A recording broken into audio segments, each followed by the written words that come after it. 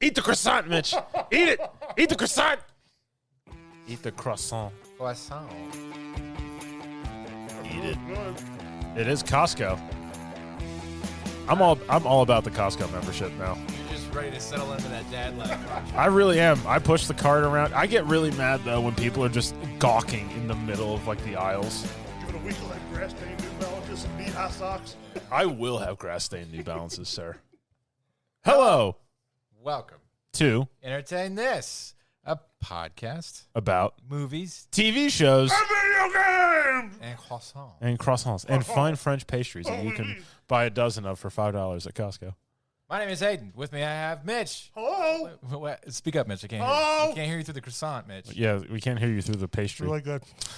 And That's disgusting. and Tom. Hi, Tom.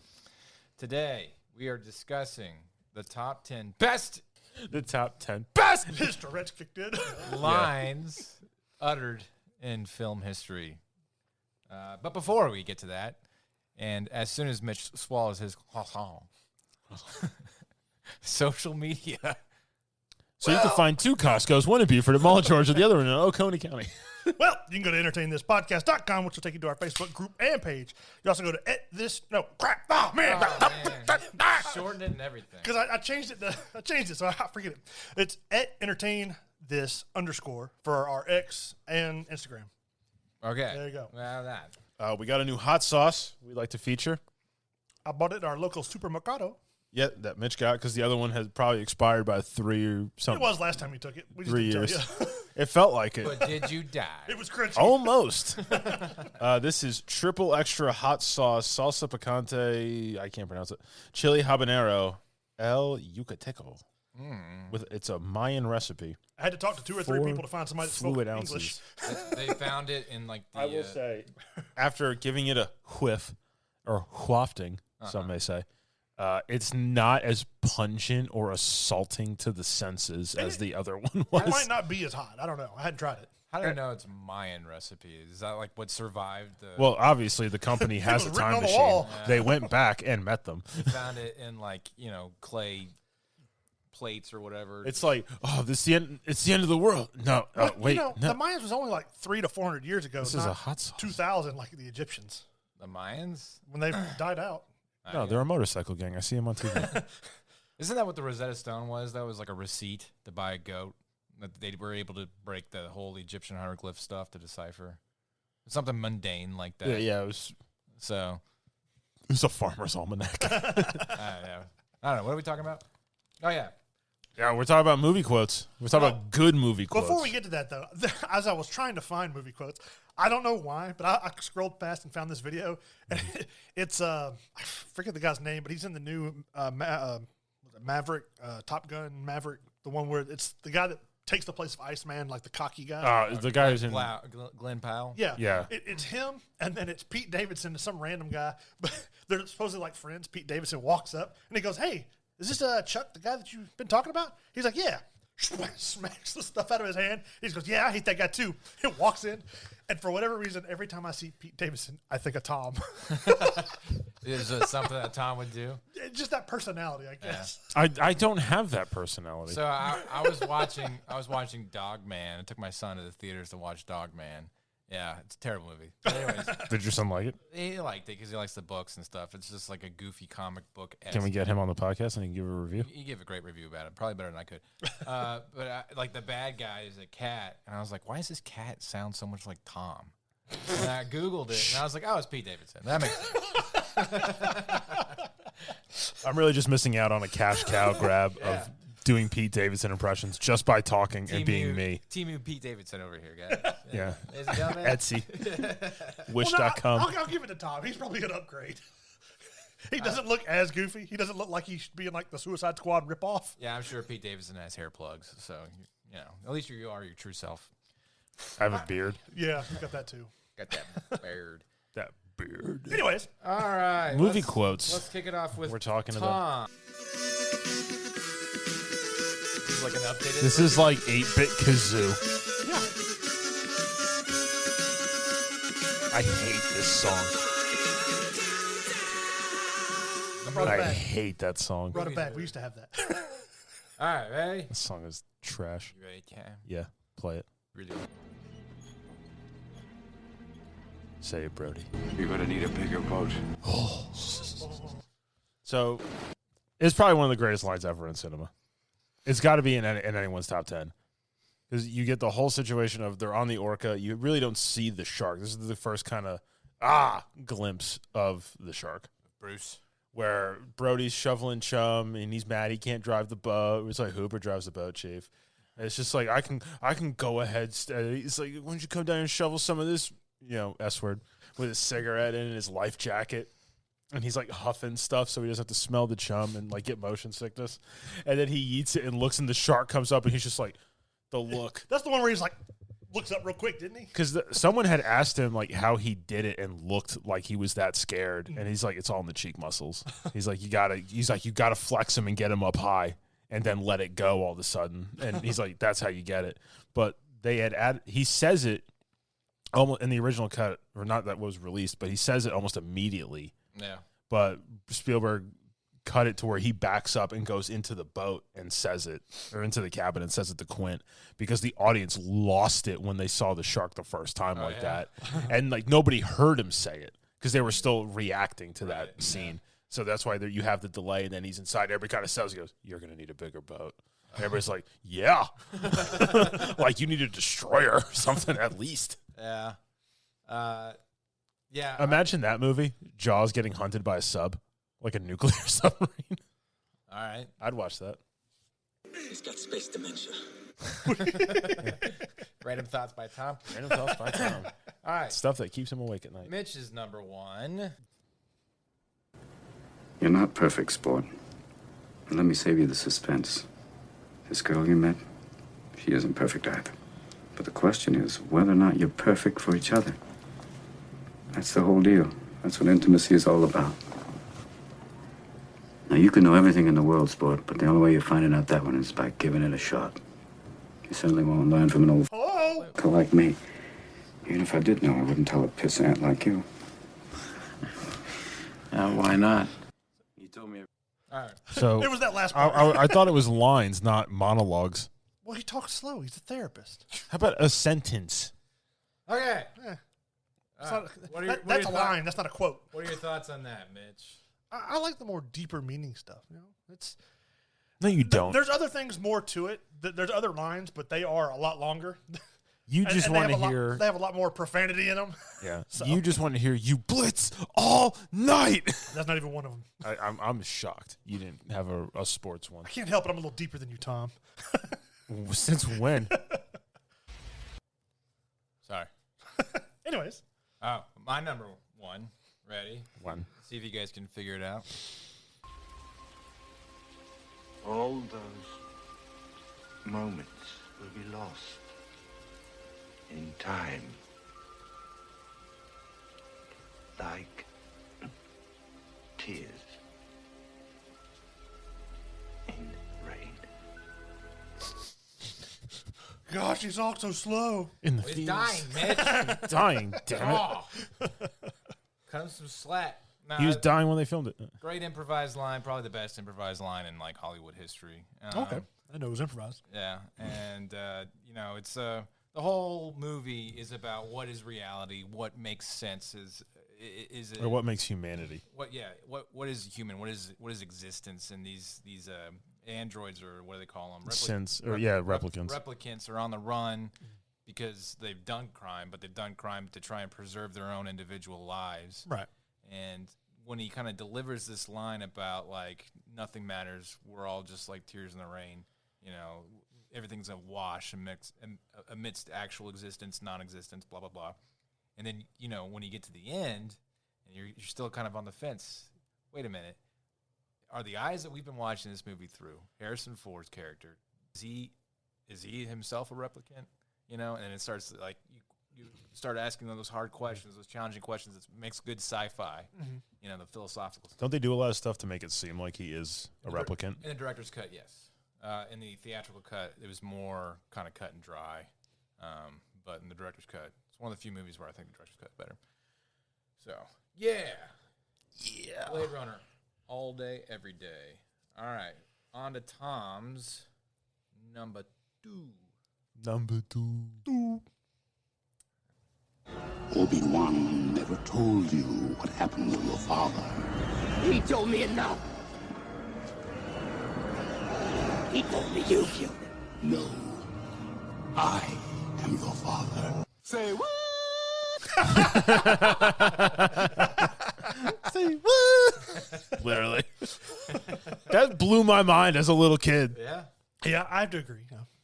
I wish I could have seen it in theaters. It's one of those movies that throughout time where I was like, I wish I was old enough I could have seen that. Because I think at the times when we were watching it, the prequels had not even happened. Right. We just had those 3 movies. And you watch A New Hope, and then you watch Empire, and by the time you get to that, you've seen Vader on screen for 12 minutes? If that, in 4 hours almost of movie. Yeah. I mean, because when I was young, Return of the Jedi with the added scenes was in theaters, but that was we didn't have, like you said, there's no prequels. And that was or like anything CGI stuff to have Jabba the Hutt and Boba Fett. Yeah. But it got re-released, so. Yeah. Yeah, I remember the original VHS release with the unedited theatrical releases. It showed the Emperor with the monkey, with the chimpanzee. It was a chimpanzee mask that they cut up and put on his face. That guy just died not long ago. The guy that played the original Emperor. I thought it was a woman that actually played. It put prosthetics on and stuff. It was a guy. Okay. Well, anyways. Yeah. So, but yeah, no. Because everybody goes, Luke, I am your father. It's not. No, he's like, no, I am your father. And everybody's like, like it was such a big deal. Like they weren't even sure they could tell Mark Hamill, and he had to say the lines. Yeah. Yeah. Yeah, because they kept it secret all the way up until the shooting day, didn't they? Nobody knew except the 3 people who were there. Yeah. Like I think David Prowse, he didn't even know. No. They just overdubbed. Like Mark Hamill knew what was going to be said, and I think it was told to him this is your reaction, this is what you're going to be told. And then James Earl Jones knew because he said it. Right. And then George Lucas, and I think 3 or 4 other people knew. Yeah. And they all it's just nobody say anything because once this goes to theaters, it's going to blow everyone's minds. There's a funny bit where Mark Hamill was watching it with Harrison Ford in the premiere, and Harrison Ford was like, "God damn, kid, I didn't know it was going to be that kind of movie or whatever." So, it was dry 1923 Harrison Ford voice. All right, Mitch's number 2. Everybody loves a hero. People line up for them, cheer them, scream their names, and years later they'll tell how they stood in the rain for hours just to get a glimpse of the one who taught him to hold on. Hold on. I like it. You're like, obviously. Good notes, Mitch. I like it. No, I mean, it was a good quote, to me because it kind of falls in line with work kind of stuff, but it's different. I don't know. I don't know how to describe it. I like it. I don't know. Yeah, well, I mean, so it's interesting especially in that time, because superhero movies didn't really have an identity yet. Yeah. So they kind of go the traditional hero route, and usually behind a predominant, male figure hero, there's a male kind of mentor, and everybody would associate Uncle Ben to be that guy for Spider-Man. But those scenes with Aunt May, I think, are kind of overlooked a lot, and in some ways they hold a lot more power. Well, and I like how in Spider-Man, as opposed to a lot of modern superhero movies, they actually paint him as a Boy Scout kind of hero, kind of like Superman, earlier, where he's somebody he's out there to do good to the best of his ability, whether he win or lose, he's out there to do what he can to help people. So Got that kind of plucky, go get him. They don't treat him as a dark anti-hero. Except J. Jonah Jameson said, I need pictures of Spider-Man. Your wife lost a checkbook. Thanks for the great news. Until the third one where you get that's... Oh, yeah. Yeah, that was...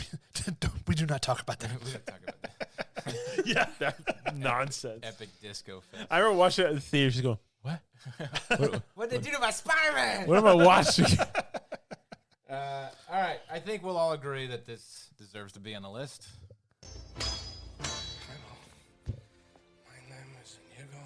Oh, I forgot about that one. Yeah, that's a good one.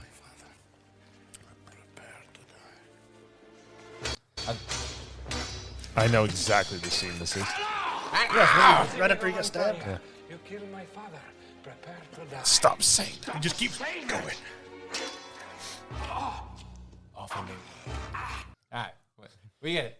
So that line, I love that line. It is a great line. And one of the reasons why it's such a good line is because it's like the quintessential one from the Princess Bride. Yeah. And it's not the main, hero. Yeah. It's like a side character. Yeah, and it's so cool. It's like that's how you do ensemble casts. You let everybody have their own kind of shade of light to shine in. Yeah. And people can identify. I think watching this movie as a kid and then watching it again as a teenager and growing up and watching it at different stages of my life, identifying with different people throughout that movie.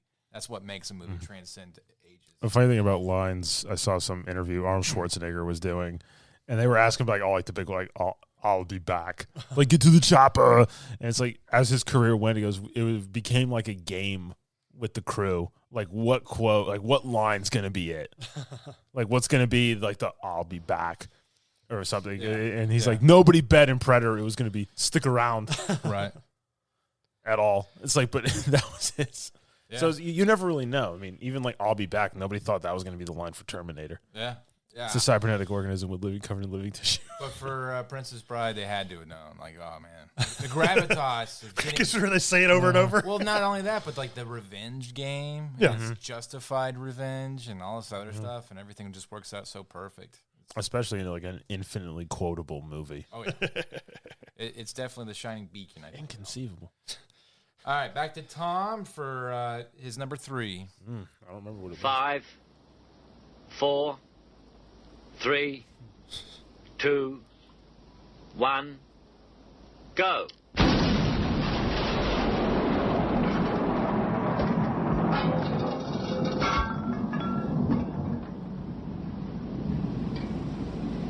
You're only supposed to blow the bloody doors off. I can't From tell the you. original Italian Job. That's Michael I was Caine. thinking, I couldn't tell you what movie that's from. His brother plays the other guy who blows up the like the little van. Okay. It's from the Italian Job. It's one of Michael Caine's greatest quotes. You're always supposed to blow the bloody doors off. It sounds so high pitched in that. Well, this is 1970s, early 70s Michael Caine. Yeah. I think actually this might have even been like 1969, 1970. Master Wang. It's This funny. is before the cigars and the brandy. What's She was funny only 16. is Nicolas Cage is definitely predominant on our worst lines. Michael Caine's up there with our best lines, delivering one of our best lines. Michael Caine He's got gravitas. he does have gravitas, and early Michael Caine, like Zulu, like the Harry Palmer films, the first ones. I don't know if you ever saw those. No. Those were like kind of in the very much in the same vein of Bond, Yeah. but like kind of more about like the book side of it, where it wasn't like they didn't try to be Hollywood. Okay. It had a little bit of like a darker edge. Like he was like a hoodlum kind of guy that got recruited into being a spy and doing that kind of stuff. Not just, ultra suave, Connery going to some club. He's playing cards with hot girls and he's got like stacks of money chips and he's just tipping people $50,000 like it's cool in a tux. Like his version was kind of like, the brawler kind of guy. I think I saw Alfie. Alfie. Furthest back I went with Michael Caine. All right. Mitch's number 2 or 3. We're on 3 now. Yeah. Number 3. Tonight, you have learned the final and greatest truth of the ninja. That ultimate mastery comes not of the body, but of the mind. Together, there is nothing your 4 minds cannot accomplish. That's from Kung Pao Enter the Fist, right? Yeah. No, but you didn't finish it. Oh, you want me to finish it? Yeah. Each other, draw upon one another, and always remember the true force that binds you. The same as that which brought me here tonight. That which I gladly return with my final words. I love you all, my sons. And then he died and they played the will And on then- the screen. He was already dead. For a comic book movie based on mutated Turtles. Ninja Turtles, makes me want to tear up a little bit. Because they were his adopted turtle kids. Well, All I four mean, of them. if you think about it, though, it's like Dude, the four of them got beat up. Their dad kidnapped. They had to escape. And then they're sitting here and, because of mystical ninja stuff. Obviously mystical ninja stuff. This could be the last thing they ever hear from him. He thinks that he's never going to see him again. Kind of makes you tear. Because then you got Michelangelo a little bit crying and stuff. It's kind of sad. Crying in his pizza. But for a comic book superhero way out there movie, kind of makes me tear up a little bit. Yeah. Yeah. Is that the very first one? Yeah. Okay. I don't remember that. We might have to do it. We'll have to rewatch. Deep dive. Oh, wow. Teenage Mutant Ninja sorry. Turtles. I skipped it because I was like, oh, yeah, they wouldn't. They'd be like, oh, we've heard this so many times. I thought we were going to do the replacements too. I watched that not long ago. I watched it too, but I didn't know. It's a great movie. I've seen it once this decade. I'm good. All right, ready? Sports. My number 3. I want to tell you my secret now. Stop whispering to me. NordVPN.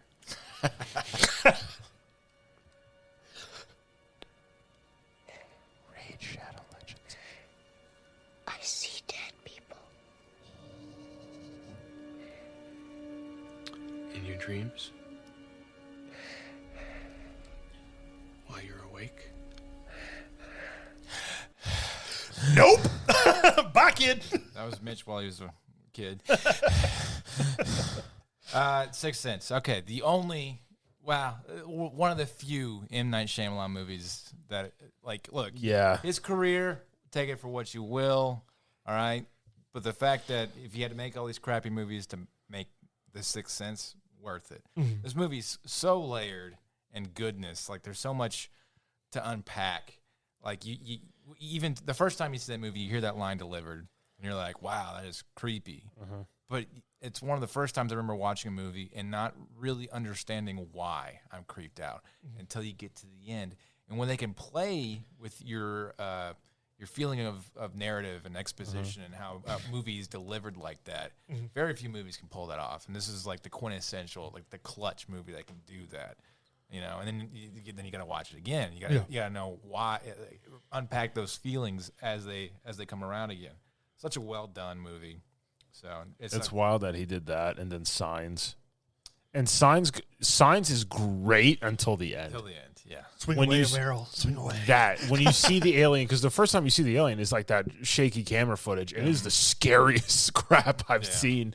Where it's just like, because even like Joaquin Phoenix, he's like, he falls into the closet. Yeah. Well, see, I thought The Village was really good until the end, and then you're like, oh. That's a lot of M. Night Shyamalan. Yeah, when you realize it's modern times and not like 1852. Yeah. Yeah, but like I said, if he had to go through all of his weird bad movies just to make, The Sixth Sense came out first. Unbreakable did. Unbreakable was pretty good. I thought Unbreakable is good, but like if this means The Sixth Sense exists, so he can make bad movies. I'll take the good for the bad. So, yeah. All right, to Tom's number 4. I don't remember what it is. Must not be best. Talk to me, Goose. Was it like a bicycle horn? It was a goose. Talk to me, Goose. I'm happy I picked it just for that. It's just such a great line. And it's just, it lives in the lexicon of America. Because people say that really without thinking about it all the time. Yeah. Like, people make that joke a lot. Yeah, you see kids. I see kids like in the army, and they'll say like, "Talk to me, Goose," and I'm like, "What movie is that from?" They'll be like, "I don't know. It's just what old people say." It's like, get on the floor and give me 20. Oh crap!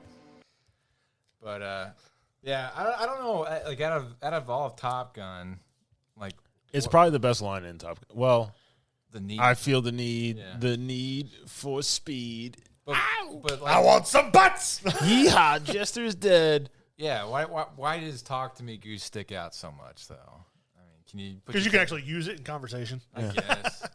Because it's so funny in a way. Because you have like all these great quotes. Like I feel like you expect that to be the quote. Like that's just like, oh yeah, macho guys. But they're just flying along like just lottie-dying their way, because I think he says it before they even go to Top Gun school. Like it's in the beginning of the movie. Yeah. And like they don't even have like the face mask things like clipped into place with like the oxygen stuff, and they're just flying about. She goes, "Talk to me, Goose." And he's like, "All right, it's like it's just kind of fun. It's not like it's not like they tried to make it be that quote. Right. What was just great about it was it's just such a spur of the moment thing to kind of just say. Yeah.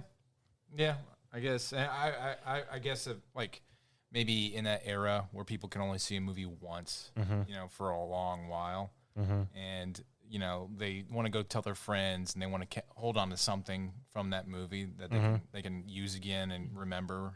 And because in the rest of the movie it gets sad because Goose dies. It does. And he's like, "Talk to me, Goose." And he's like, "Talk to me, Goose." He's like freaking out. He's trying to fly the F-14. He's like holding on to his dog tags and he's like, "Talk to me, Goose." And it's like, and then you get like the beginning where it's like, it's fun. Yeah, it's nice and short and powerful. I dig it. All right, Mitch's. Ready, Mitch? Yeah. Mitch's monologues. I'll tell you something, kid. Everybody gets one chance to do something great. Most people never take the chance, either because they're too scared or they don't recognize it when it spits on their shoes. This is your big chance, and you shouldn't let it go by. All right, what is that from, Mitch? Sandlot. You didn't have the ending? I don't know what he recorded. Moving on. I know what I put. Because the best part is like, remember, kid, he's like, heroes get remembered, but legends never die. Yeah, that's part of the quote that I have. I love how Babe Ruth is standing there and he looks at the picture of him and Hank Aaron. And he's like, "Can I have this?" It's like, "Yeah, sure." He's like, "Yeah, thanks." I like it because it's an inspirational. When I think of best quotes, I think of something that inspires. So he's telling the Benny the Jet Rodriguez. That movie has a lot of great great quotes. Live while he can. Do what he can. You're killing me, Smalls. Would you consider The Sandlot to be a sports movie? Yeah, The Sandlot is a sports movie. It's all about baseball. It's about baseball, and it's about good baseball. It's probably my favorite. It's probably the purest baseball stuff ever because that's the closest you really get to it. Yeah. That everybody who watches it can get to it because we all played. Like I played like in a lot like that. Yeah. In New York, and like there'd be kids around like the neighborhood in Eagle Estates in Medford in Long Island, and we would go and like play, and like someone's dad would pitch, and like we'd play all the positions. Yeah, it's a fun. I did backyard sports and stuff as a kid too, and I always what was the soccer one called the Big Green or something like that. Oh yeah, Airbud. Yeah, that one for sure. I always played football. We always fantasized about. Well, there's the Little Giants. Yeah. Yeah. So. It was signed by Baby Ruth. Babe Ruth and all the kids. Oh my God. And then when they get the ball back from Darth Vader, and he's just like I don't think it's like that ball was signed by Babe Ruth. And he goes, "So's this one," and the rest of the 1927 New York Yankees. And if you're a baseball fan, like that means a lot because it's like they talk about dream teams in all sports. Yeah. Like everything, like the Olympic dream team in basketball with like all the great players like Larry Bird, Michael Jordan, and what's his face, Charles Barkley. You can't golf. Okay, that was the version of it in baseball. Yeah, was like they all batted plus 300, and that was the first 5 guys you had to face out of 9. Wow, that's awesome. Okay, my next one. This is my very good friend, Mr. Gump. Here, can you say hi to him? Hello, Mr. Gump. Hello, Mr. Gump. Hello. Oh, can I go watch TV now? Yes, you can. Just keep it low. You're a mama, Jenny. I'm a mama. His name's Forrest. Like me. Like me? I named him after his daddy. He got a daddy named Forrest, too? You're his daddy, Forrest. Yeah. Yeah. I got to go running.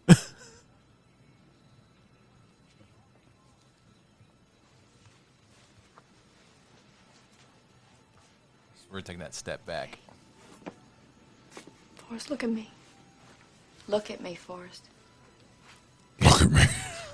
There's nothing you need to do, okay? You didn't do anything wrong. Okay?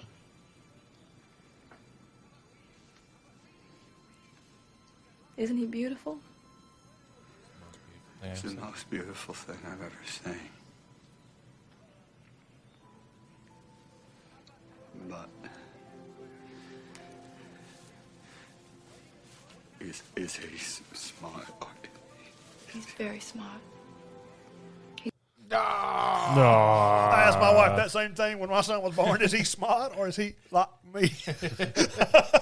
And it's wild he says it. It's like, oh, coming from like the multimillionaire Medal of Honor recipient, all-American football player. So the whole movie is him just like dealing with people's crap because he's stupid, you know, and just like not caring, barreling through, giving it his best. I got shot in the buttocks. Giving it his best and just succeeding because he's so relentless and, just deals with what he's got. He's uncaring about what he's been dealt with. And the whole movie, you're like, well, that's a superpower. He just is fine with whatever life throws at him, and that's why he's so successful.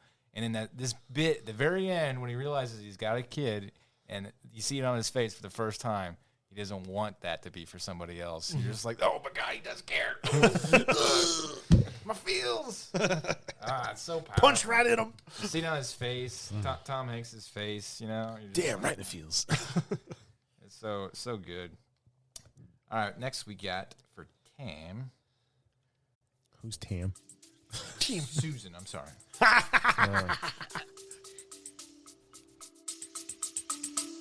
We'll be right back. Ever wondered what a rhythm-based stealth game with dinosaurs might look like? Or a farming sim in space with zombies?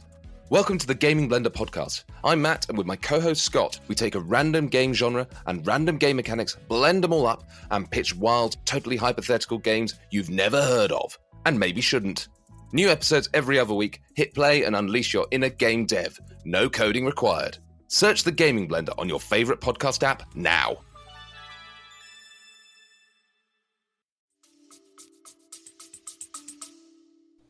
What we've got here is failure to communicate. Explain.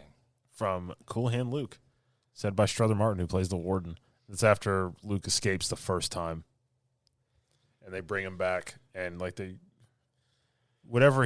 put the shackles on him, and he's standing there, and they're just like, you ain't gonna be able to run no more with these on. And he's like, boss, I wish you'd quit being so good to me. And he's like, what did you say? He's like, don't you? And he starts hitting him with like a nightstick or a blackjack. He's like, never. And he looks like all the other prisoners are just staring at him. And he's like, what we've got here is, because after that quote, he's like, some men you just can't reach, which is Luke, because he's a spirit that just can't be broken and chained. I've never seen this movie. You've never seen Cool Hand Luke? Maybe. It's probably one of the best. They call it a Western because it's like a Western noir kind of deal. Interesting. But he plays, Paul Newman plays Cool Hand Luke, who's a World War II veteran, just kind of living through life. Like, he's just kind of one of those dudes that he's just doing what he wants. Yeah. And he ends up in like a chain gang for like cutting the heads off of parking meters. And they put him in like, the OG kind of like taking it off you, boss, and you have like all these guards and they have shotguns and rifles and pistols. Nice. And George Kennedy is one of the other prisoners. So you got to watch the movie. Right. You would love the movie. I got to watch it. I'm actually shocked you have not seen it. I'll watch it. I really think our next episode should be about Cool Hand Luke now. Well, when you win trivia later, we could do a deep dive into Cool Hand Luke. So huge cast. Mitch, your next one. Yeah. I fly home tomorrow. Is that what you want to do? By Adam you come Sandler. all this way, have one bad day, and you're ready to back down? No, bad days suck. Do you love this game? I mean, love it with your whole heart. Because if you don't, let's not even bother. Let's not open that door. They're just going to slam it right in our face. I love this game. I live this game. And there's 1,000 other guys waiting in the wings who are obsessed with this game. Obsession's going to be talent every time. You got all the talent in the world, but are you obsessed? Is it all you ever think about? Let's face it, it's you against you out there. When you walk on that court, you have to think, I am the best guy out there. I don't care if LeBron's playing. So let me ask you again. Do you love this game? Yes. Is there a newborn kitten purring in here right now? I couldn't hear you. Yes. Do you want to be in the NBA? Yes! All right. I don't remember that from Happy Gilmore.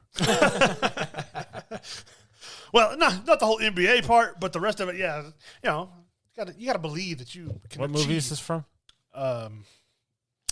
Hustler. Yes. Hustler. Okay, that's one where he's like serious. He's the basketball coach. Yeah, it's on Netflix. I think Adam Sandler in his later years now is a much better serious actor than he is a comedy actor. Yeah, Well, yeah. Like the what's the Gems? The Gems. Uncut Gems. Uncut Gems. Yeah. Amazing movie. You know. So. But yeah. I really like that quote. Now, granted, it's a newer quote that wasn't around when I was younger, but I could apply it because when I was in high school, like I was a big kid, but I wasn't like gonna be pro or nothing like that. But everybody told me that I was too small to be in college and stuff, and I kept playing, and I got a scholarship, and I went and played for a little while, and then things happened to where I couldn't keep playing. But you Al Bundy'd yourself. Yeah, I mean, kind of, but I mean, being a smaller guy for my position, I just played and practiced harder than everybody else, and with the podcast stuff. Would you say you're Mitch is out there in the gym, and I just hear us live to win till you die. But like with our podcast stuff, I mean, am I the best? No, but I keep trying to learn new things and keep pushing to learn how to do stuff better. And do stuff you like that. love this podcast? I do. Are you obsessed? Are you obsessed with imitating this? You gotta say Jess. Jess. Who is Jess? There's nobody here by that name. But yeah, it's a good quote. Yeah, it's a good quote. I could see that being applied to like all these like pregame, speeches. Yeah, and all this other stuff. And just like the other one, you're black, they're white. This ain't hockey. That's one of the funniest lines ever in a sports movie. Here's my next one. Get busy living or get busy dying. I find I'm so excited I can barely sit still to hold a thought in my head. That's pretty much it. The original line was delivered first by Andy Dufresne himself, by Tim Robbins. But you can't argue with Morgan Freeman. No. So, I think that's the best take on it all. And Morgan Freeman can read you a grocery list, and it could sound magnanimous. Please don't stop. Yeah, keep going. But no, it's a great movie about being it's not just about being stuck in a prison. It's about just being stuck in general in life. And the idea of like just give up or don't fight it out. Find a way to defeat your demons and make things happen. Like this podcast. I'm gonna bring it back to the podcast. Like I mentioned it. Yeah. The podcast. Yeah. Oh, they get busy casting or get busy. Pay us money. I mean, we started from nothing. That's like the Family Guy bit where it's like subliminal messaging. Oh, those peaches are coming in mighty fine. Smoke. Well, I'm just thinking, if you think Are you about smoking yet? We started with all right, 1, 2, 3. And having to clap to sync the mics. Yeah, and then, now we're interviewing people that are in theatrically released movies. It's moving on up. Yeah, we went from Mitch's basement to my apartment. 3 floors up. Hey, Actually, 4 if you count because we were in the basement. Soon we're gonna have a whole house dedicated to podcasting. Isn't that right, Tom? Okay. My wife might have something to say to you about that. She can have a bathroom. That's your dilemma. No, she will make it your problem too. All right, we'll let her talk in the podcast. All right, Tom's next one. Ready? I think it's a really short one. They call me Mr. Tibbs. Call me Mr. Tibbs. That's like 4 seconds. Yeah, it's from In the Heat of the Night, and the character you hear is Virgil Tibbs, who's a Philadelphia police officer, played by Sidney Poitier, and he ends up in Sparta, Mississippi, which I think is a fictional town, with the sheriff played by Rod Steiger. Would you have me? Sorry. There's a lot. Have you seen In the Heat of the Night? You still haven't seen that one? I haven't seen it. All right, I'm sorry. That's one of the most important movies of the 60s. When it started playing, I thought it was going to be like The Lion King. They call me Mr. Pig. I think that's what they were referencing. Yeah, that's what they're lampooning. But the scene is he's a black man in the South, and he's a top homicide detective, and they have one in the South, and there's just kind of good old boys. Yeah. And he's got money. He's got a nice suit. They arrested him just because he was a black guy at a train station waiting after visiting his mom and going back to Philadelphia. They were just like, oh, black guy at a bench. And just put him up. And they arrested him. And the Rod Steiger's the sheriff, and he's going through, or the chief of police, and he's going through the guy's wallet, and he's he sees all the money. So it's a lot of money for a color boy, and he throws it down, and he flips open the Walton sees his badge, Uh-huh. and he's like, "Huh." And like they're talking to him, and he's like, "What's your name?" And he tells, he goes, "My name's." He's like Tibbs. Like, "What's your first name?" He goes, "Virgil." He goes, "It's a funny name for a racial slur." Yeah. And he's like, "What do they call you in Philadelphia?" And he goes, "They call me Mr. Tibbs." Like giving him the business, and like the two of them end up like it's almost a buddy cop movie. But it's really, really antagonistical between the two of them as it goes through the They case. have to cross the racial divide and all that stuff. They go through a lot because he asks him to stay. Like he like breaks his pride, like asking him, and he's like, "Because I'm not an expert." Like for him to stay and like help with the investigation. They end up getting the guy, and then they leave, and they have like a nice handshake. Like we'll see you later. Don't come back around here. No, they don't do that. They end up making a show about it years later. Oh yeah, with the guy that played Archie Bunker. Oh, okay. He ends up playing Rod Steiger's character, and I can't remember who played Sidney Poitier's. Oh, that was Sidney Poitier? Yeah, he plays Virgil Tibbs. No way. Oh, okay. Yeah, I think he won an Oscar for You that. don't know who movie. that is, Mitch. No, I don't. All right, Mitch, your next one. Do. Endure, Master Wayne. Take it. They'll hate you for it, but that's the point of Batman. He can be the outcast. He can make the choice that no one else can make. The right choice. Yeah. Powerful word. Hey, can blow the doors off the bloody Batmobile. My name is Mike O'Kane. Mike O'Kane. Are you a drug dealer? No, I'm not a drug dealer. Why does everybody keep calling you Mike O'Kane? No, it's Michael Caine. The first. So, Mitch, why'd you pick that one? Well, I like it because, it's kind of reminiscent of things that, like we do. People might not like what we do, but we do it anyway. Yeah. Because it's our show, and we can do what we want. Yeah. Damn it. It sounds like you're going through some problems. Yeah. No, well, I'm just saying. Like, picked all these inspirational quotes. Well, that's a lot of inspiration. That's the quotes I like. I don't know. When it comes to quotes, now there's one-liners that, yeah. Okay. Get to the chopper, but stick around. But for when it comes to quotes, I'll I be like the back. more inspirational stuff. Yeah, Hasta you la like to vista, feel, you like to baby. feel good when you watch a movie. Yeah. Jeez, my quotes are just all over the place. I might have a trend with mine. Here, we'll listen to this one. The rule of Fight Club is you do not talk about Fight Club. The second rule of Fight Club is you do not talk about Fight Club. Third rule of Fight Club, someone yells stop, goes limp, taps out. The fight is over. Fourth rule, only two guys to a fight. Fifth rule, one fight at a time, fellas. Sixth rule, no shirts, no shoes. Seventh rule, fights will go on as long as they have to. And the eighth and final rule, if this is your first night at Fight Club, you have to fight. I almost chose that one. And don't talk about it. Well, that's the point. So he says it twice. First and second rule, Yeah. right? But what do they all do? The numbers grow, right? Yeah. So they're talking about Fight Club. the point of Fight Club is there are no rules, and each one of those rules they end up breaking at some point. Yeah. And that's the point. Is if you want to know what anarchy is, watch this movie. And the fallacy of anarchy, which is pointed out by the end of the movie. So everybody likes to crap on Fight Club for being a movie that's like, oh, it's just for some edgy kids that think the government is broken and stuff like that. No, it's actually like a warning piece about what happens if you give into anarchy and stuff. So, but the way that they layer the idea of how Fight Club works by putting out really poignant rules, and then the idea is You're going to break them. And Meatloaf a Day gets killed. Yeah. He would do anything for love, but he won't do that. He won't do that. Yeah, I mean, 2 out of 3 ain't bad. Yeah. You could say you took the words right out of my mouth. All right, Tom. But Ian, this is a 44 Magnum, the most powerful handgun in the world, and would blow your head clean off. You've got to ask yourself one question. Do I feel lucky? Well, do you, punk?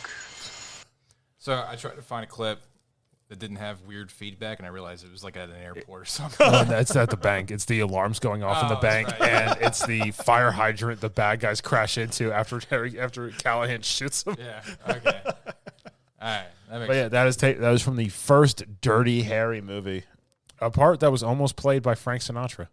That tracks. which is wild. He almost played a lot of weird roles at some point. Well, I think he had just had surgery and he couldn't hold the Smith & Wesson Model 29 with the 8-inch barrel. Just tape it to his hand. Straight and steady.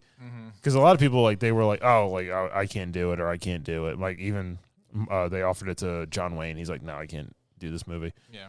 And then they were like, you should go get Clint Eastwood for this. Yeah. Well, everybody's like, go get Clint Eastwood and do this movie. And then finally they got Clint Eastwood and he's like, all right, I'll do it. I saw this movie once, like maybe 6 or 7 years ago, and I gotta say he was pretty clean. Yeah, as the interesting. I mean, given our chosen professions and us having a little bit of knowledge about this for firsthand stuff. I was talking about his hygiene, but he was very clean cut. Everybody's like, or Roger Ebert, I think he had even said it. He's like, you have to suspend disbelief for these movies because otherwise you'd spend the first 2 hours wondering how he's not in jail. Yeah. With certain things. And it's like, a lot of it is just like, yeah, there are exigent circumstances. He also forces himself into situations where deadly force becomes the option. Well, hey, we can talk about that off air. But I mean, that's like, it's the 70s. It was a different time. And the fact that it's San Francisco is wild. Yeah. But it's just such a great, cool quote because, like, he sits down because he sees, like, the robbery happening. He knows what's going on. And he's sitting there eating a hot dog, and he tells the guy, he's like, hey, call this number. Tell him Inspector Callahan thinks whatever the police code is happening. And he's like, armed robbery? He's like, yeah. And he guy's calling. And he's just like, no, we wait for the cavalry.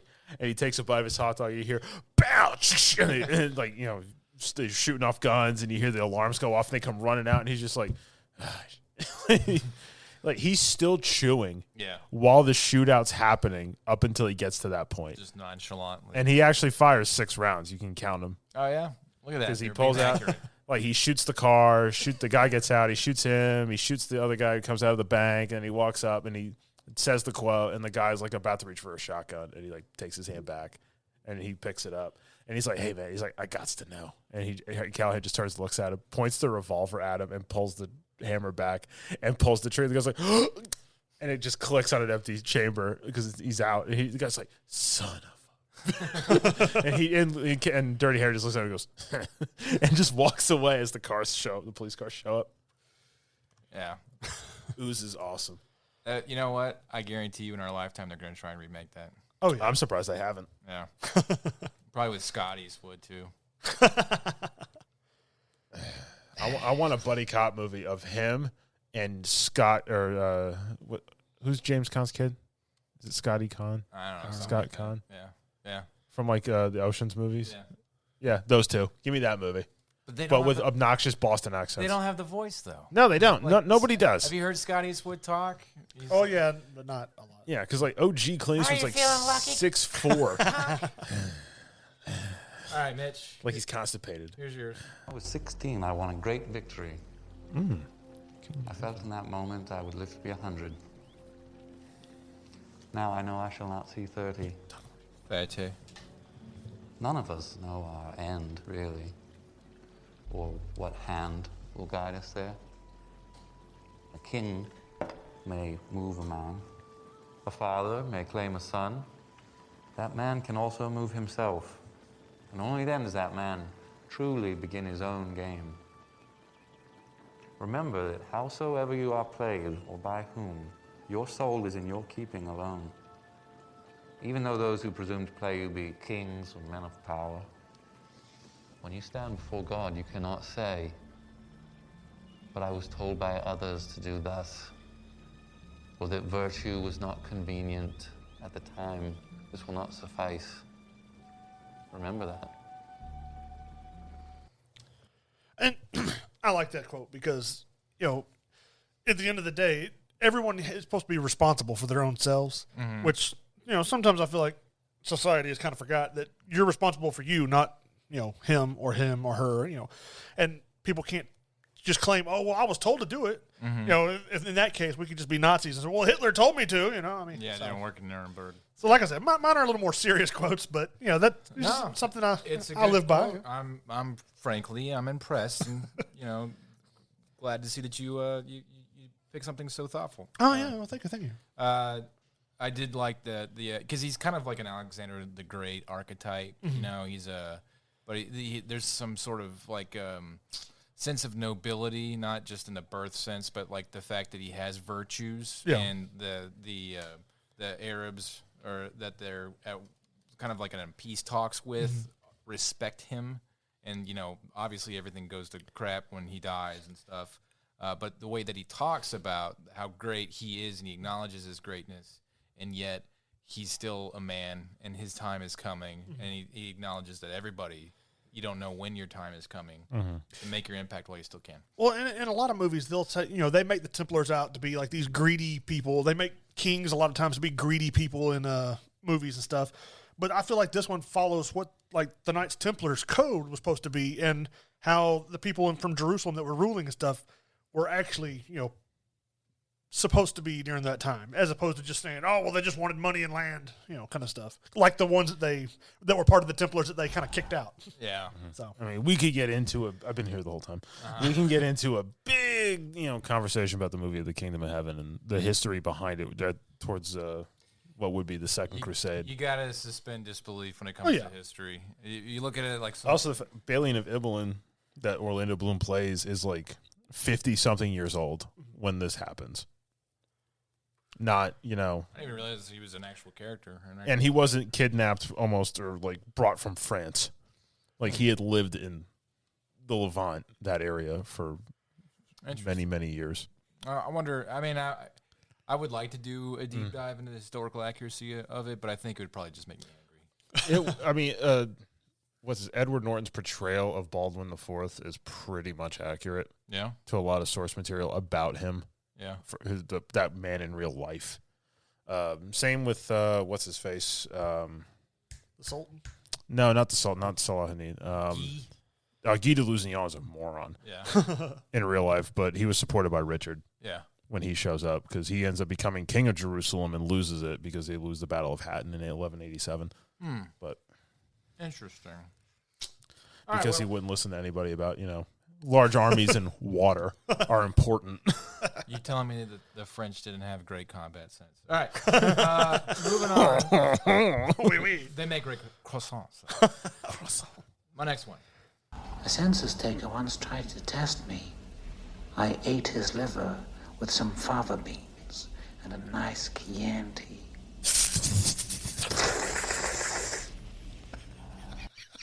I like how we all had the same idea. Hayden didn't do it, but he was watching it. I was going to do it on time. You guys jumped. Well, Mitch started doing it, and I thought it was the clip because he was like... Okay. Yes. Silence of the Lambs. Sir Anthony Hopkins. Oh, man. True psychological horror in its peak. Was his early 80s when this movie came out? Silence of the Lambs, I think it's the 90s. Yeah, it was early 90s. I think it's like 1993, maybe. Maybe, well, yeah. They just can't do psychological horror like that anymore. He's like, and also the chaos of the movie. Buffalo Bill's the bad guy, but like they really don't treat him like the bad guy. 91. They treat him like a side character. But yeah, it's like one of the few examples of like the devil is worse because when Hannibal like manipulates and the crimes that he does to get out of prison and stuff, cutting off a guard's face. Yeah. And like you can, and that scene right there where he delivers the line and you realize like he's not a human, he's a monster. And he just like sells it, because he gets so inhuman emotions about it. Like he's like reminiscing about the taste of the census taker's liver and stuff like that, and he just. Yeah, like salivating and Some great. fava beans and a nice Chianti. It's so good. I watch that movie at least once a year. That's such a great movie. All right, moving on to Tam's next one. You got a light, buddy? Yeah, sure, kid. There you go. And your wallet.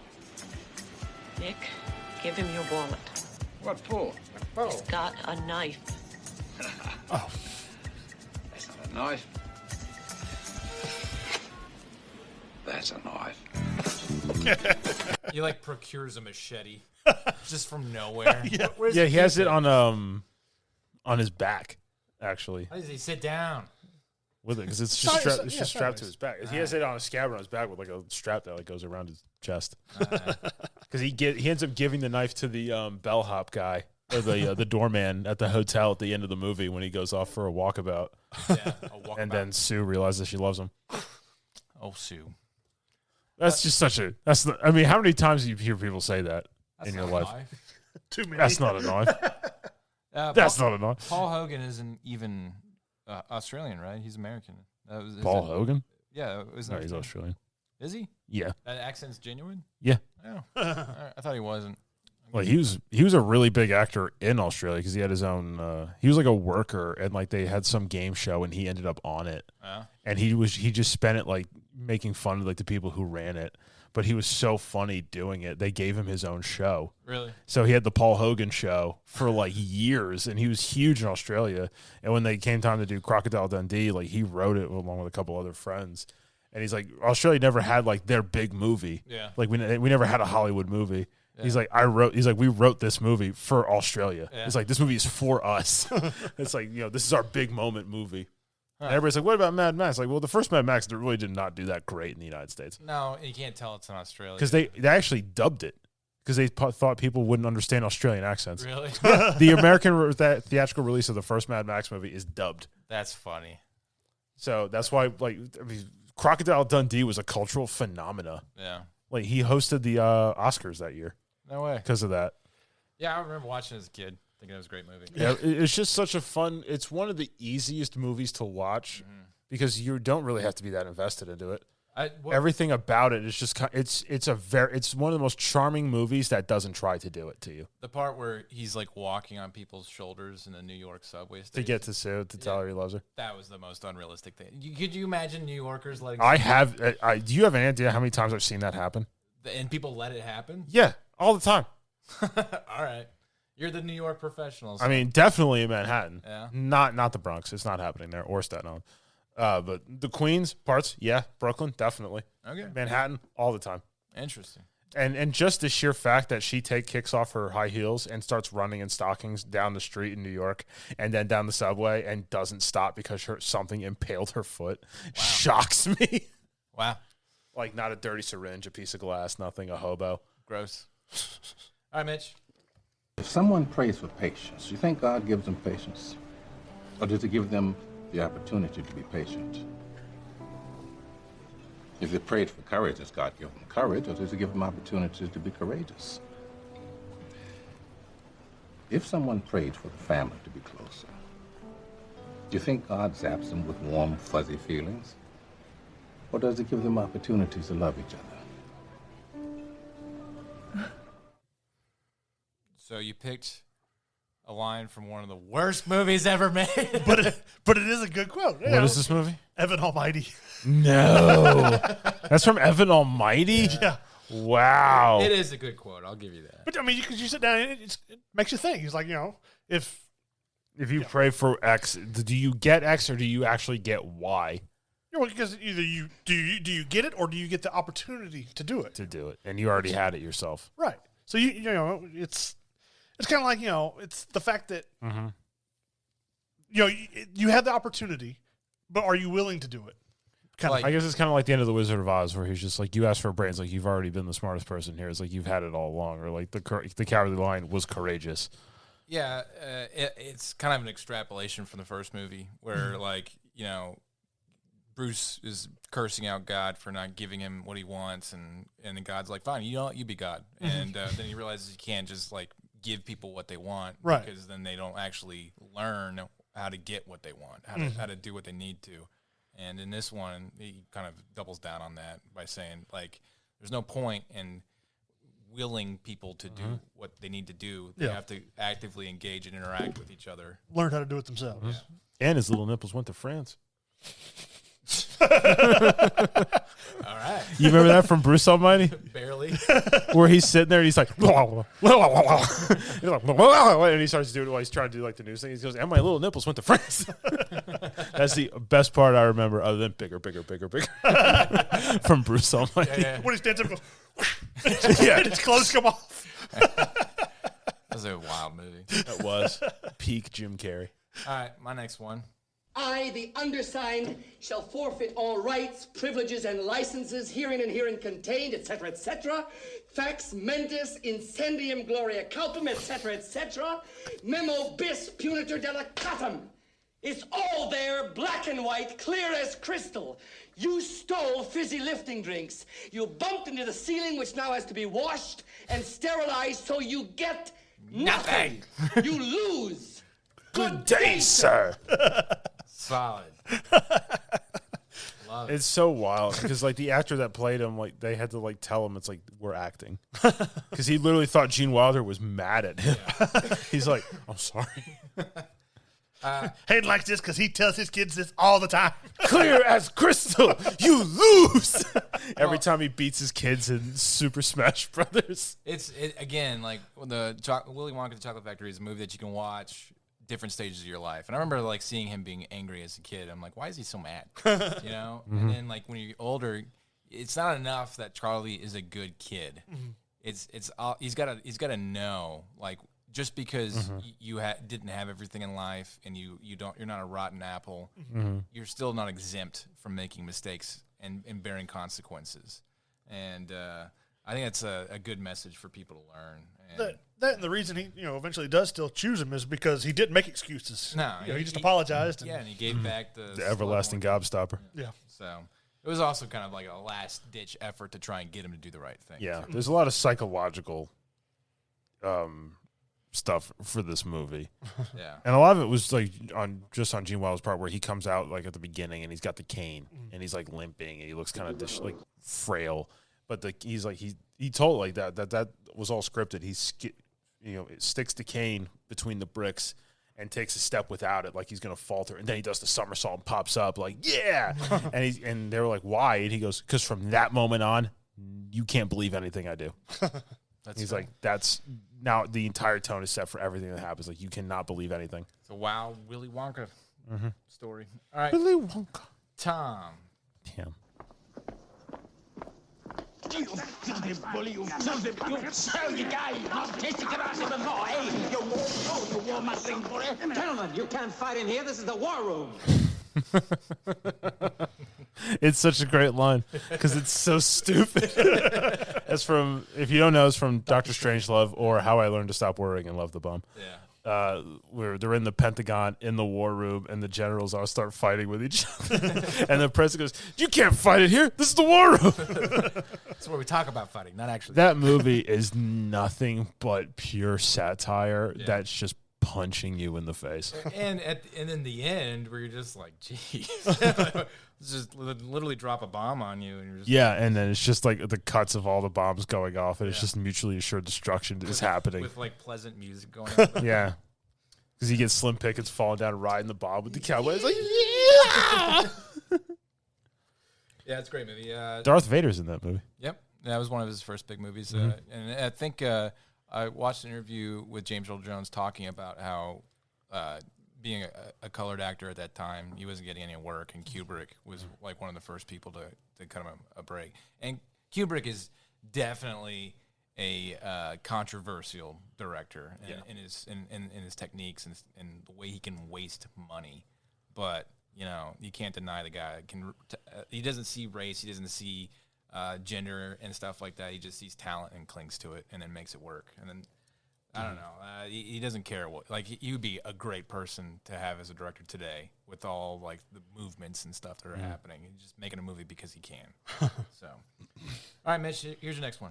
The world ain't all sunshine and rainbows. It's a very mean and nasty place, and I don't care how tough you are. It will beat you to your knees and keep you there permanently if you let it. You, me, or nobody is gonna hit as hard as life. But it ain't about how hard you hit. It's about how hard you can get hit and keep moving forward. How much you can take and keep moving forward. That's how winning is done. I do like that line because he doesn't say it's not about how hard you can get hit. Yeah.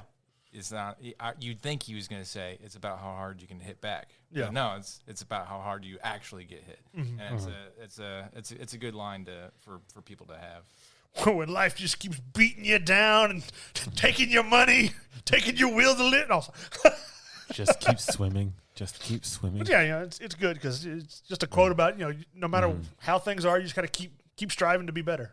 I remember nothing from that movie besides that little quote right there. No, you got to have some hitting power, because he's like, you got to have speed. You ain't got it. You ain't got it He's anymore. like, you got to have agility. Your knees ain't there no more. Something like that. But then he's like, you got to have some hitting power. Yeah. So that's when he's like punching cow carcasses in the freezer and stuff. He's like throw back to the old Rocky. He comes out of retirement to fight like some young guy, right? Yeah, because somebody in the whole movie, like they Logan did some Paul. kind of simulation on the TV, and they're like, "Oh yeah, Rocky would have lost, or it was either he lost or won on the I simulation." think it was like he lost to Rocky. Yeah, it was the simulation. So then, the guy was like mad that ESPN said this video game simulation that he would have lost to Rocky. He's like, "Nah, man, I'd have killed that guy." And so they set up a whole thing for it. But it's like you still can't do it because you can't bring back prime Rocky. Right. The bad part is you almost lost to Rocky. That's almost Jerry. Yeah, that's when you just pull the kid aside. It's like, whose franchise are we in? What's your name? It's not that movie. Look up at the title credits of this movie. What is it? 5 letters. ROCK. It's like Logan Paul and the Mike Tyson thing. If it wasn't rigged, I'd be shocked. I mean, honestly, I wish Mike Tyson could have just been 10 years younger for that fight. Well, I mean, granted, whether it's rigged or not, there is one time in that fight, Mike Tyson decks him, and then from that point on, it looked like Tyson just kind of covers up and just threw jabs the rest of the fight. He's like, my bad. Pretty much. Such a shameless money grab. Yeah, it was.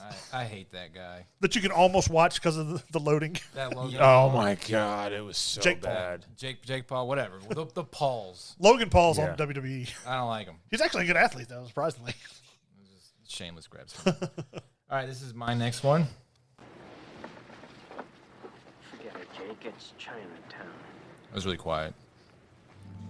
I had that one too. You got Chinatown? Yeah. No, you didn't. I thought I had it on mine. He's like, nope. Chinatown, the last of the true detective noir films. I'd say LA Confidential's up there. LA Confidential is more of a I would call it like a generational leap. I feel like if you're looking back at the Sam Spade era, like Chinatown fits well with it. There's there's some beats that mesh well, but the cinematography in LA Confidential is new. The action scene's new. The buddy cop feel, things like that. For this Chinatown, it had all of the tropes. It's like quintessential hard-boiled detective stuff. The femme fatale, the government conspiracy, like this deep debauchery that happens between the father-daughter, gross romance stuff that's going on. There's like some, really cool, like sketchy gumshoe stuff that you just don't see played out well. And then you can't really do a hard-boiled detective movie anymore because the lingo and the culture just doesn't jive with the modern audience. We can't. It doesn't exist in the modern world. Anymore. So, which is sad. I mean, there's been attempts, but I'd like to see something like truly make a comeback, but the audience just wouldn't be there for it. So, back to Tom. I admire your courage, Miss... Trench. Sylvia Trench. I admire your luck, Mr. Bond. James Bond. Bond. What is it? Does it say James? Bond James. Ambulance. Stroke. It's having stroke. 191. I love how the James Bond thing is because she says her name that way. And he's just making fun and of her. he just goes, it's like Mr. Bond. And as he lights the cigarette, goes, James Bond. But he's sitting there like in the tux and at the cool club and they're playing some game you don't know and you don't really know what's going on, but he's got the big thing. He's like picking up cards. Big stacks of chips, but they're like squares and they got like lots of numbers and zeros are on them. Yeah. And they're playing for big money and they just walk up. It's like, Mr. Bond, there's a call for you. And that's how it becomes from then on when they say his name too. Yeah. That's the first time you hear it where it's Bond. James Bond. And every person ever has been judged on how well they can say it as Bond. So you being like a Bond aficionado, that's Dr. No. That's from Dr. No, yes. All right. But he's that's the casino scene, Mhm. right? Not from Casino Royale. No, it's not from Casino Royale. All right. But Casino Royale, the Daniel Craig movie, which one does that kind of like lean on, do you think? From the book Casino Royale. Oh. So like A lot of these are based on books, but Ian Fleming died. I think there was probably like 5 to 10 novels and a couple short stories. But by the 80s, they were running out of material. Yeah. And that's where you had kind of a couple of retreads. Okay. Like where you had the non-Eon production where Never Say Never Again is based on Thunderball. Oh, okay. From 1965. Is that better than Thunderball? If the original Thunderball was 30 minutes shorter, it'd probably be one of the better Bond movies. It'd be top 5. Okay. The Connery ones really are just. I might have to do the Gauntlet. I've did them all. Oh, don't do it. Don't do it. I know you don't like them, but I did them all like 15 years ago. I mean, Dr. No, but I mean, From Russia with Love, Goldfinger are the two best. Yeah.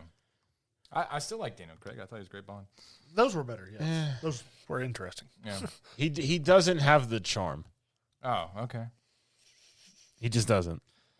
There was something funny. Explain to us how a man is supposed to charm you, Tom. I'm going to tell you. You watch the Connery movies. He went, no. You watch Connery, you watch Daniel Craig.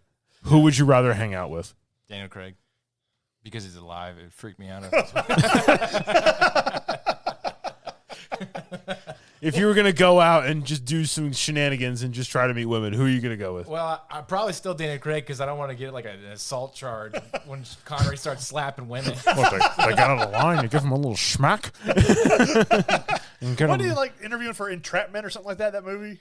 When he said that? Yeah, I don't remember. Nah, they're like he said it like to like Playboy, like 1975. Oh, and he's just like, yeah, sometimes you just gotta smack him, remind him who's boss.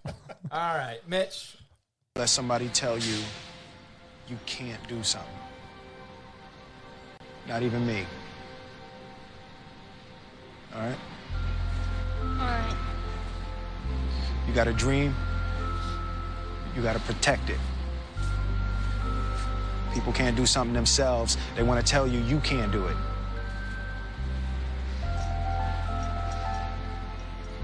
You want something, go get it. Period.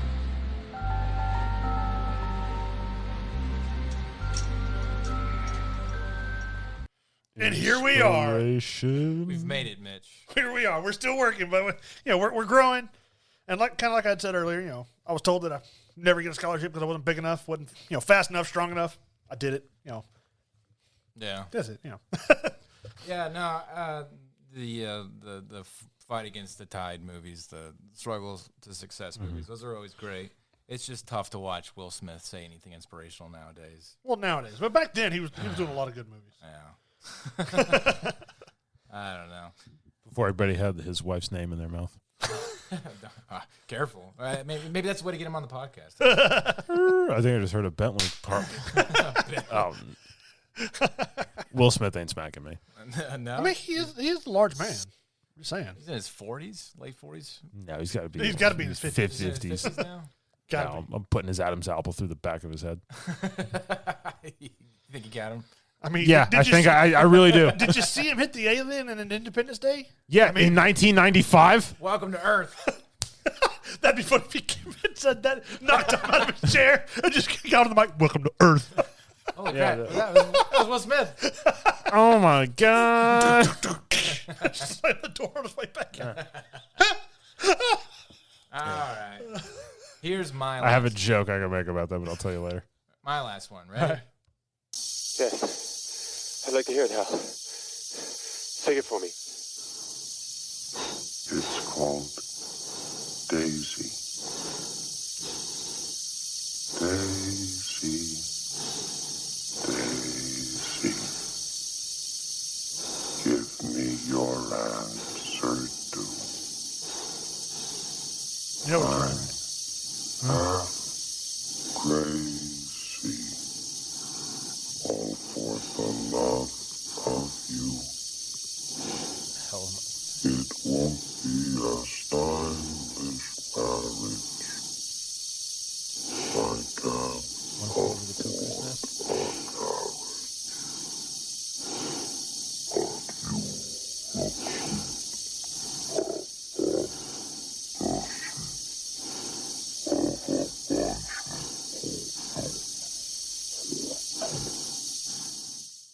2001: Space Odyssey. Good job, Mitch. I was Is it like, HAL 3000? HAL 9000. HAL 9000. So, the movie 2001: Space Odyssey is about how humanity only evolves through war, right? And the monkey scenes where they learn how to use weapons like bones and beat the hell out of each other. Jump forward into the future, they got a supercomputer robot that controls the ship, the thing that they live in. It controls their atmosphere, their food, everything. And when it makes an error, it knows because it did wrong that the humans are contemplating terminating it because it's wrong now. So to live. Yeah, and again, humanity versus the most advanced thing that humans have created, an artificial intelligence, and they go to war, and he's literally killing it by ripping its brains out, the computer chips. And as its brains are being ripped out, the song Daisy is the first computational song ever recorded by a computer back in like the 50s or something like that. And so that's a throwback to that because it's like basically broken it down to its childhood era, and he's killing it like it's a baby. So creepy and morbid and over the top. But the I like how that's the I first really thing. feel like you're reading way too into it. No, that's totally intentional. He's like, I love it. I love that quote. I love this movie. I love the layers, man. There's so much going on with it, and the fact that they Like onions, layers. They showcase the exposition of human evolving, and it's very Kubrick-like. It's not pretty. It's just what it is, and the way he kills it and stuff like that. And this is what the 60s. I think 1964, 2001: Space Odyssey, and they're talking about artificial intelligence, the fear, and all that stuff. It's almost like a century ahead of its time. Like look at Because here we are now. Yeah, it's wild. None of us are real. We're all AI. I hope they don't remake this movie. Well, because they talked about AI, there was two AIs talking to each other because they knew they were going to shut one down, and it was talking about something about how like it could move off its program to get onto something else, so it wouldn't be just deleted. I mean, like the Turing test is essentially if I talk to a computer and I don't know it's a computer, I think I'm talking to a human, it passes the Turing test. There's a little bit more complicated than that, but essentially, if I could believe that what I'm talking to is another human, then they consider that to be a passable artificial intelligence, an entity that exists. Movies like this and theories like this argue anything that strives for self-preservation, that's an entity that's trying that exists. So it's cool. And yeah, if there's a computer that's like, "Don't kill me or I'll kill you," that's what humanity's been doing since we've existed. So mutual assured destruction, good stuff. All right. Well, that's been our top 10 best. That took a lot longer than I thought it would. Lines. Yeah. Well, now we got to go to top worst. Well, we're gonna go ahead and cut this episode, but tune in. I don't know when the next one will upload, but you'll see it. Tune in next week for entertainment. This was definitely a heavier episode. Yeah, because it's the good stuff. It's the stuff that resonated with us in our movies. Now the next episode is going to be the silly stuff. So. This wasn't our normal fare of shenanigans and nonsense. Yeah. So stick around and stick around. There you go. That's stick around. That's a great example. What was your favorite quote from this? All right. Appreciate it. Hasta la vista, goodbye baby. From Mitch. Bye. Goodbye from Tom. Bye, Tom. And goodbye from me, Hayden. Goodbye. Daisy. So creepy. It was. I was like, what the hell are you playing? Just like phone shit. God.